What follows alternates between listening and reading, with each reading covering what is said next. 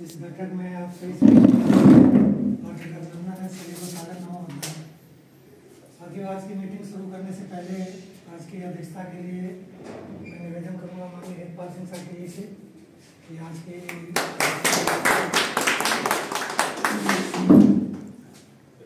निवेदन को स्वीकार करता हूँ।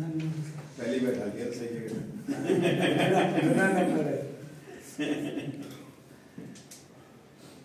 साथियों, आज की मीटिंग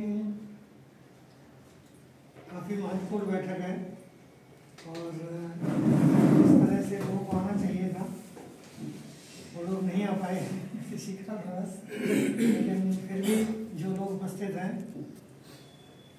उन लोगों से ही जो है आज के जो भी बिंदु है उन पर हम लोग बैठ के चर्चा करेंगे। सबसे पहले तो 26 जनवरी को जो आम बैठक हुई थी दिल्ली प्रदेश की, उसके लिए मैं आप सभी का दिल से आभार व्यक्त करता हूँ कि आप लोगों ने बढ़िया तरीके से उसमें सम्मिलित होकर के कार्यक्रम को सफल बनाया और उसमें लगभग 350 के लोग करीब मौजूद थे और बढ़िया तरीके से कार्य संपन्न हुआ।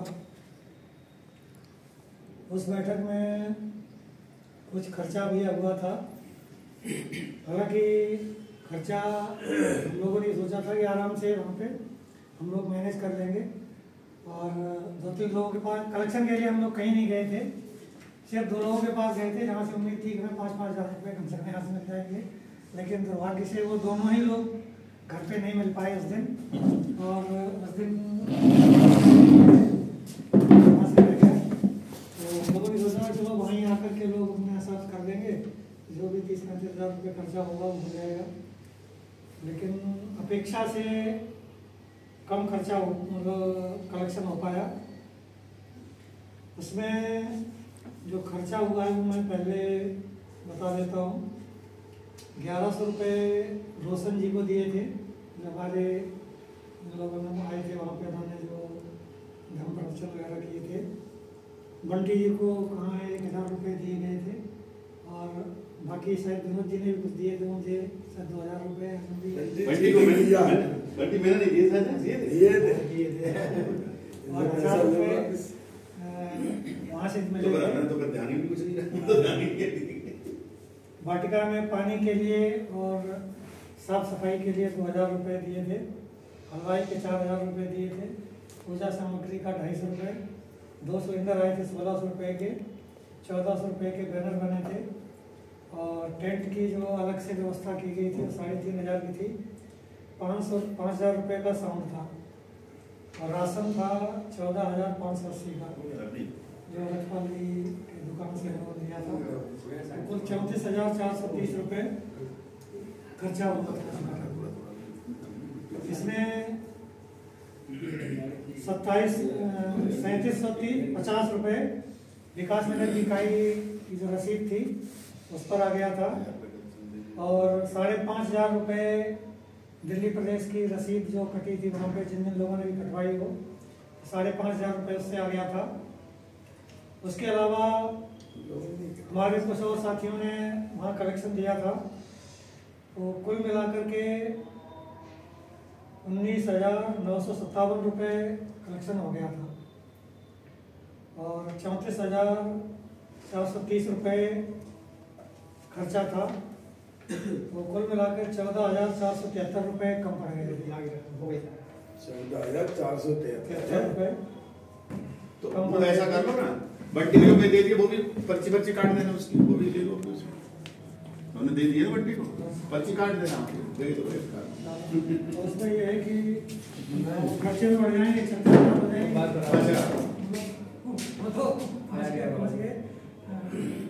लेकिन बैलेंस इतना ही रहेगा 14,473, क्योंकि वो आपकी पर्ची अगर 2000 काट देंगे वो 2000 रुपये बंटी क्या दिखा देंगे। जैसे ठीक है, 14,473 तो हमें भूल चुकी, तब ध्यान आ रही है, भूल चुके तो गए। नहीं तो बंटी तुम्हारे क्या खर्चा था उस दिन का? 3,000 रुपये मिले थे, मिले थे 3,000 खर्चा 3 का था। मत पूछो, ये कह रहे हैं 3,000 रुपये मिले थे। अब बंटी को इमरजेंसी में लेके गया था, तो निकल गया था, बुला के कोई बात नहीं। अब बंटी जो पर्ची कटवा लो, बाकी सही हो तो बल्कि 1000 रुपये कटवाओ में तो हमारा तो 6000 रुपये तो है ना, हमारा है ही। तो हमारे 2100 रुपये वो तो सहयोग नहीं किया, बच्चे सहयोग नहीं किया। 1000 की गाल दो, 2000 की गाल दो। अच्छा तुम्हारे 6000 या 3000 देने। हाँ तो फिर काहे की पर्ची काटे नहीं, वो सहयोग की कटेगी जो कटेगी वो। तो इसके अलावा 2-3 महत्वपूर्ण और बिंदु हैं जिन पर मुख्य रूप से हम बात चर्चा करनी है। पहला तो जो हमारे ज़्यादातर जितने भी बौद्ध स्थल हैं ऑल ओवर इंडिया, तो लगभग सभी जगह मनवादियों ने अतिक्रमण किया हुआ है। और इसमें सही तरीके से देखा जाए तो गलती किसी की नहीं थी, क्योंकि जो हमारी बौद्ध विरासतें थी उनकी देखभाल करने वाला या उनकी रक्षा करने वाला शायद उस समय कोई नहीं था। और उन्होंने जो है अपने मनमाने तरीके से उन पर कब्जा कर लिया, और अब उनको वहाँ से हटाने के लिए बहुत मेहनत करनी पड़ेगी। लेकिन चूँकि ये एक प्रजातांत्रिक देश है, बहुमत से सब कुछ चलता है, और अगर हम अपनी शक्ति सरकार को दिखा दें तो निश्चित रूप से कहीं न कहीं उसका असर पड़ेगा। और हो सकता है कि जहाँ जहाँ पर भी बौद्ध विरासतों पे कब्जा है तो सरकार कहीं न कहीं उनको बुद्धिस्टों को सौंपने के लिए मजबूर हो जाए। लेकिन वो होगा तभी जब हम सब लोग एकजुट होकर के उस तरफ कदम बढ़ाएंगे। विडंबना हमारे साथ ये है कि अभी भी हमारे समाज के, मैं कहता हूँ लगभग 90% लोग ऐसे हैं जो अभी तक वहीं उसी ढाले पे चल रहे हैं। और जब उनसे कहो कि भाई नहीं यहाँ लड़ाई लड़ो, तो कहेंगे हम अपने देवी देवताओं से क्यों लड़ाई लड़ाएं, वहाँ तो हमारा स्थल है, तो मुझसे क्यों मुक्त करवाएं। तो वो सबसे बड़ी एक बाधा है हम लोगों के साथ में। और दूसरी सबसे बड़ी बाधा ये है कि जितने हमारे शिक्षित वर्ग है, कहीं न कहीं जितना ज़्यादा वो शिक्षित है उतना ही वो अंधविश्वास में और ज़्यादा डूबा हुआ है। हो सकता है क्योंकि उन लोगों के संपर्क में रहा हो या उन लोगों की बात में ही वो ज़्यादा जो है आ गए हों, इसलिए ऐसे लोगों को अपने साथ जोड़ पाना एक बहुत बड़ी टेढ़ी खीर है। वो कहते हैं ना कि जो जागा हुआ है उसको जगाना बहुत, सोया हुआ उसको जगाना बहुत आसान है, लेकिन जो जागा हुआ है उसको बहाना कर रहा है सोने का, वैसे लोगों को सही रास्ते पे लाना बहुत मुश्किल होता है। और मैं तो अपने घर से ही जानता हूँ, मेरी छोटी वाली बहू MA B.Ed है, और शुरू में तो कहीं चाहे पारिवारिक दबाव मान लो या कुछ भी मान लो, बीच में उसने भी एक दिन ऐसे ही मम्मी से पूछा, मम्मी मंदिर ले आऊँ।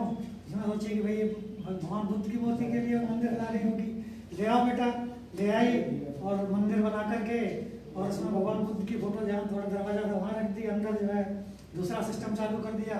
तो बाहर बैठे वही लगा कि भगवान बुद्ध रखे हुए हैं यहाँ तो और कोई दिक्कत नहीं। लेकिन जब धीरे धीरे एक दिन जब पता चला कि भाई अंदर कुछ और रखा हुआ है, तो मैंने तो कुछ नहीं कहा, मैंने सिर्फ इतना ही कहा, मैंने भाई मेरा तो यहाँ काम नहीं है इस कमरे में, तो कोई दिक्कत नहीं, आपको कैसा करना है करो। खैर वो 2 दिन बाद ही वो हटा दिया गया वहाँ से मंदिर। लेकिन मुझे आज भी लगता है कि कहीं न कहीं उसके दिमाग में यही चल रहा है कि नहीं, हमारे जो भगवान है, हमारे देवी देवताएं हैं, तो उनको कहीं न कहीं जो है न पूजन मना कर रहे हैं, तो ये कहीं न कहीं हमारे साथ कुछ गलत हो रहा है। हालांकि वो प्रत्यक्ष रूप से मतलब अभी तक कहा है कुछ उसने नहीं, उस तरह का कुछ व्यवहार किया है, लेकिन कहीं न कहीं मुझे आवाज़ जरूर होता है कि उसको कहीं न कहीं ये शायद हो सकता है पीड़ा हो कि नहीं भाई मुझे मजबूर किया जा रहा है, जबकि मैंने अभी तक ऐसा कहीं कुछ नहीं किया। तो इसलिए मैं कहता हूँ कि जो ज़्यादा शिक्षित वर्ग है, और विशेष रूप से महिलाएं जो हैं, वो कहीं न कहीं अभी भी उसी तरह के विश्वास में डूबी हुई हैं, और वहाँ से उन लोगों को एक सही रास्ते पे लाने में बहुत बड़ी चुनौती है हम लोगों के लिए।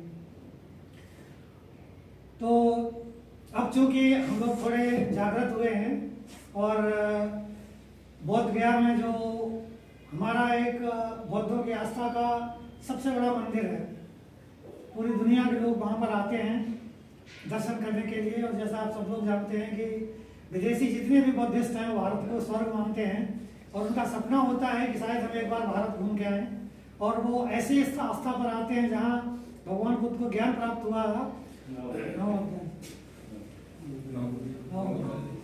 तो ऐसे स्थान पे आने के लिए जो है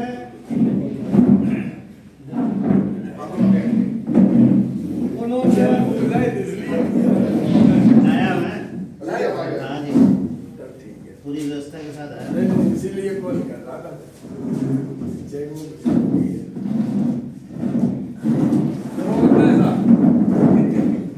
भाई साहब हमारे कह रहे कि आज काम मीटिंग है। हमारे सीनियर पदाधिकारी। तो मैं कह रहा था कि हमारा जो बोध गया का मंदिर है वो हमारी आस्था का सबसे बड़ा केंद्र है, और जिस समय अंग्रेजों ने उसकी खुदाई की थी और उसको वर्तमान अवस्था में लाया था, तो उस टाइम जो है ऐसे हम लोग इतनी बड़ी संख्या में कह लो या बुद्धिस्ट नहीं थे जो वहाँ का उस तरह कब्जा ले पाते, अपना हक मांग पाते। जो सरकारें थी वो उसी तरह की थी, और उन्होंने एक एक्ट, चूंकि बुद्धिस्ट मंदिर था तो कुछ न कुछ बुद्धिस्टों को रखना ही था उन्हें, लेकिन मेन कब्जा उनको अपना रखना था। इसलिए जो उन्होंने 1949 में एक बीटी एक्ट बना करके और उसमें 8 लोगों की कमेटी बना दी, मोमबत्ती के चपेट में आ जाए, जिसमें 4 हिंदू और 4 बुद्धिस्ट, और डीएम उसका हिंदू होना अनिवार्य है जिले का, वो उसका हेड रहेगा, यानी 5 हिंदू रहेगा। हाँ, 5 हिंदू और 4 बुद्धिस्ट, और जो 4 बुद्धिस्ट थे वो भी कन्वर्टेड ब्राह्मण थे, तो कह सकते हो 9 के 9 पूरी कमेटी जो है वो वहाँ पर मनवादियों की थी, और वही लोग उसको मैनेज करते आए हैं। और अब उन्होंने जो है वहाँ पे भगवान बुद्ध की जो विशाल मूर्ति है उसके सामने बहुत बड़ा, इतना बड़ा वो डोनेशन बॉक्स रखा होगा, और उसके नीचे एक गोला सा कर दिया काला सा, तो कह दिया कि ये शिवलिंग था यहाँ पे, अभी हटा दिया गया है, लेकिन उसका निशान अभी भी है। तो ये मतलब उनको ये दिखाना है कि ये हिंदुओं की पवित्र जगह है। उसके बाद जब एंट्री करते हैं तो वहाँ पर डीएम का आदेश लिखा हुआ है, जो भी मंदिर के दर्शन करने आएगा इस रास्ते से जाएगा और सबसे पहले इनके दर्शन करेगा। अब वहाँ पर क्या है, 7 मूर्तियाँ रखी हुई हैं पहले ही साइड में, और 7 ही जो हैं वो उसी तरह की मूर्तियाँ हैं बुद्ध सत्यों की, जिस तरह के पूरे प्रांगण में मूर्तियाँ हैं। अब उसमें 5 तो पांडव बना दिए और 2 उन्होंने और अपने जो है बना दिए, और कहा ये फला फला सहदेव नकुल अर्जुन वगैरह ये सारे हैं, और इनके दर्शन पहले करना जरूरी है। तो पहले वहाँ जाते हैं पंडित लोग, वहाँ पर आपको जब करवाना करेंगे, उसके बाद मेन मंदिर में जाओ। फिर वहाँ जितना भी चढ़ावा चढ़ता है वो सारा का सारा चढ़ावा वो पुजारी ले जाता है वहाँ का। तो इस तरह की वहाँ व्यवस्था है, और बहुत बड़ी मात्रा में वहाँ पे चढ़ावा चढ़ता है, क्योंकि विदेशी आते हैं वो तो खुल के दान करके जाते हैं, उन्हें नहीं पता कि ये इसका क्या होता है, लेकिन वो वास्तव में वो दूसरे चैनल से मनवादियों के पास जा रहा है। और ये व्यवस्था जो है की वजह से उस मंदिर का जिस तरह से विकास होना चाहिए था वो नहीं हो पा रहा है। मैं तो जब गया था तो थोड़े से पगडंडी से अगर वहाँ जाते हैं तो वहाँ पर आज भी जो है जैसे यहाँ झुग्गी झोपड़ियों में हमारे बच्चे जो टट्टी करके जाते हैं तो वहाँ पर उस तरह की पड़ी हुई थी। तो ये व्यवस्था थी वहाँ पे, जब विदेशी आते होंगे क्या सोचते हैं मैनेजमेंट है यहाँ का, लेकिन वो तभी वहाँ की स्थिति सुधरेगी जब वहाँ का पूरा कंट्रोल। और उसके लिए अब चूंकि आंदोलन काफी तेज हो चुका है और वहाँ पर जो है बहुत सारे बनते जो है आमरण अनशन पे बैठे हुए हैं, और लगभग पूरे भारतवर्ष में पूरी सोशल मीडिया पर ये बहुत तेजी के साथ ये मुद्दा जो है चल रहा है, और इसको कहीं न कहीं हम लोगों को भी इसमें और थोड़ी सी गति देनी है ताकि सरकारें मजबूर हो जाएं और उस एक्ट को समाप्त कर दें। हालांकि 1973 में उन्होंने एक छोटा सा बदलाव जरूर किया था कि डीएम का हिंदू होना अनिवार्य नहीं था, यानी तो कोई भी हो सकता है वहाँ पे, लेकिन ज्यादातर जो है वो हिंदू ही रहता है, ब्राह्मण होता है वो भी, तो मेजोरिटी सारी रहती है। तो कहीं न कहीं जो है उसके लिए जो है पूरे भारतवर्ष में लगभग हर जगह आंदोलन है।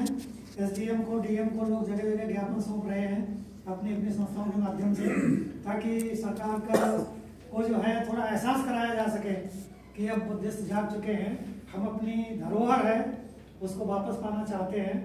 और उसी मुद्दे को लेकर के दिल्ली में भी जो है जंतर मंतर पे अगले संडे को धरना प्रदर्शन का कार्यक्रम है। तो उसमें भी जो है उम्मीद है कि आप सब लोग बड़ी संख्या में वहाँ पहुँचेंगे। और दूसरा मुद्दा एक और है जो सासाराम बिहार की एक लड़की बनारस में शायद नीट की परीक्षा की तैयारी कर रही थी, इसलिए तो उसकी जो है एक पंडित जी ने जो है हत्या कर दी और जघन्य कृत्य करके। और उसके बाद जब उसमें रिपोर्ट करवाई गई तो हफ्तों तक जो है वहाँ रिपोर्ट नहीं लिखी गई, क्योंकि जो आरोपी था वो मनुवादी है, तो जानबूझ के रिपोर्ट नहीं लिखी गई। जब चारों तरफ से दबाव पड़ा तो रिपोर्ट लिख ली गई नामजद, लेकिन अभी तक उस व्यक्ति को गिरफ्तार नहीं किया गया, जबकि वो खुलेआम घूम रहा है। 1 महीना हो गया और अभी तक जो है उसके खिलाफ कोई एक्शन नहीं लिया जा रहा है। और जो वहाँ का थाना अध्यक्ष है उसने जो है उस लड़की के माँ बाप को भी उल्टी सीधी गालियाँ दी, धमकाया भी, और ज़बरदस्ती जो है उस लड़की का अंतिम संस्कार कर दिया गया। तो कहीं न कहीं इस तरह के जो अत्याचार हमारे समाज के साथ हो रहे हैं, उसका सबसे बड़ा कारण ये है कि हमारा समाज कहीं न कहीं उस तरह से जागृत नहीं है जिस तरह से दूसरे लोग हैं। अगर इसी जगह पर किसी ठाकुर की, पंडित की अगर लड़की होती तो शायद है कि अब तक उस गिरफ्तार जो कर ही लिया गया होता, हो सकता फास्ट ट्रैक कोर्ट के माध्यम से अभी तक उसको सजा भी हो गई होती। लेकिन चूंकि ये हमारे समाज का मामला है, इसलिए उसको इस तरह की ढील चल रही है और सरकार के काम पे जूं तक नहीं लग रही है। तो इस मुद्दे को लेकर के भी जंतर मंतर पे धरना प्रदर्शन का कार्यक्रम है। और लड़की के जो है पिताजी भी शायद आ गए हैं यहाँ पे दिल्ली में, और वो भी उस धरना प्रदर्शन में शामिल रहेंगे। तो ये मुद्दे हैं। और चौथा पॉइंट अपना है कि बुद्ध जयंती भी नज़दीक आ रही है, और हम लोग हर साल बुद्ध जयंती मनाते हैं। पिछली बार जो है दिल्ली प्रदेश ने तो नहीं मनाई थी, सभी इकाइयों को कह दिया गया था कि भाई अपने अपने तरीके से आप लोग अपने अपने क्षेत्र में बुद्ध जयंती मनाएं। और लगभग सभी जगह सभी इकाइयों ने बहुत बढ़िया तरीके से बुद्ध जयंती का आयोजन किया था। तो इस बार जो है हम लोग किस तरह बुद्ध जयंती मनाएं दिल्ली में, तो उस पर भी जो है आप सब लोग राय देंगे। और विशेष मुद्दा जो है हम लोग इन्हीं 2 पॉइंट पर रखेंगे धरना प्रदर्शन पे, क्योंकि जब तक हम लोग डरते रहेंगे और खुलकर के सही को सही नहीं कह पाएंगे, तब तक शायद है कि हमारे समाज की वो पहचान नहीं बन पाएगी जो होनी चाहिए थी। आज अगर कोई भी, चाहे ओबीसी में भी यादव बहुत फॉरवर्ड हो गया है, जग गया है, और अगर हम कहीं गली में भी रह रहे हैं और एक पंडित रह रहा है, वो जो कह लेगा, हमारे चाहे 10 लोग रह रहे हैं, लेकिन वो जो कह लेगा उसकी चल जाएगी, शायद हमारे 10 लोगों की नहीं चलेगी। तो उसमें सबसे बड़ा कारण यही है कि कहीं कहीं हम लोग मानसिक रूप से, बौद्धिक रूप से उनके समकक्ष नहीं हो पाए हैं। हमारे अंदर किसी तरह की कमी नहीं है, चाहे शिक्षा का स्तर हो, चाहे कोई भी स्तर हो। अब हम लोग काफ़ी आगे बढ़ गए हैं, लेकिन मानसिक रूप से कहीं कहीं हम लोग अभी भी निश्चित रूप से कमज़ोर हैं। मनोबल इतना नहीं है कि हम लोग खुल करके और कहीं सड़कों पर जा करके या हमारे साथ जो अन्याय हो रहा उसका खुल करके कर सकें। बहुत सारे हम लोग ये सोच लेते हैं कौन जाएगा, बहुत ज़्यादा कहीं पुलिस वाले लाठी चार्ज में कर दें तो हमने सुनी क्यों जाएँ, हम क्यों मार खाएँ जा करके, घर में बैठो अपने क्या फालतू क्यों करना। तो कहीं ना कहीं जो मानसिकता जो हम लोगों की ये है, तो उससे निकल करके हम लोगों को बाहर आना पड़ेगा। जो आज किसी दूसरे के साथ, हमारे समाज के भाई के साथ हुआ है, कल वो हमारे साथ भी हो सकता है, क्योंकि लगभग दूसरे समाज के लोगों में हमारे समाज के ऊपर जो धारणा बनी हुई है वही है, यार इनके लिए कुछ भी कर लो, क्या होगा, कुछ नहीं होगा, 2 दिन वो अल्लाह करेंगे, उसके बाद सब शांत हो जाएगा। और अभी तक होता भी यही आ रहा है। चाहे बदायूं का कांड हो, 2 लड़कियों का रेप करके मार के टांग दिया गया था, खूब जब धरना प्रदर्शन हुआ, सब कुछ हुआ, कुछ नहीं हुआ। सीबीआई के लिए भी जो दिया गया सब कुछ हो गया, लेकिन जब तक वो सीबीआई के लिए वो हुआ तब तक उनकी जो लाश दबाई गई थी यमुना किनारे, गंगा किनारे, वहाँ बाढ़ आ गई और वो जहाँ दवाई थी लड़कियाँ वही बह गई, कुछ नहीं हुआ उसका। तो यही सब कुछ होता है बदायूं में। और एक हमारे समाज के खुशीराम, वो क्या नाम मौर्य था, उसको गलत आइडेंटिटी में पकड़ करके, और कुछ कितना था, कुछ शायद 30-40 हज़ार रुपये कर्जा था, जेल में बंद कर दिया गया। तहसीलदार ने इतनी पिटाई करी कि वो वहीं पर मर गया। जब 11 दिन रहा जेल में, और उसने पत्रकारों को भी इंटरव्यू दिया था कि वो व्यक्ति मैं नहीं हूँ जिसके ऊपर कर्जा है, हमारे नाम का एक दूसरा व्यक्ति है गाँव में, उसके ऊपर कर्जा, हमें ज़बरदस्ती पकड़ के लाया गया और हमारे साथ ये अत्याचार हो रहा है। इसके बावजूद भी कहीं कुछ नहीं हुआ और अल्टीमेटली पुलिस हिरासत में उस व्यक्ति की मौत हो गई, कुछ नहीं हुआ। पुलिस वालों ने ज़बरदस्ती दबाव बना के समझौता करवा लिया कि हम तुम्हें 5 बीघे ज़मीन देंगे, तुम्हारे वो नौकरी देंगे, ये कर करके, और उसने समझौता कर लिया। उसके बाद उसको कुछ नहीं मिला और जैसे का तैसा ही है। तो इस तरह के हमारे समाज के साथ में जो धोखाधड़ी ये सरकारें करती हैं, क्यों करती हैं? क्योंकि वो जानती हैं क्या कर लेंगे ये, अभी भले ही कुछ भी कर लें, चुनाव का टाइम आएगा, उस टाइम तो साम दाम दंड भेद से इनको अपनी तरफ कर ही लेंगे हम।